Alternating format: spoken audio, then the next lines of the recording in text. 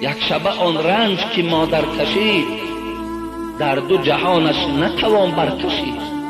شاعر میگه یک شبه آن رنج که مادر کشید در دو جهانش نتوان برکشید.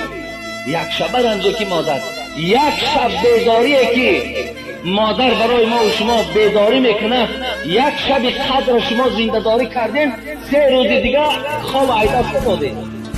ببینید چقدر افکار شدید. یک شب شما شب زنده داری کردید.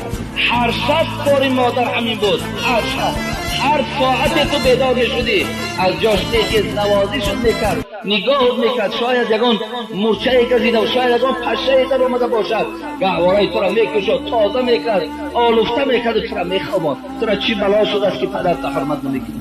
تو را چی بلا شده است که رحمی به مادرت نداری؟ دادر عزیز، در دست من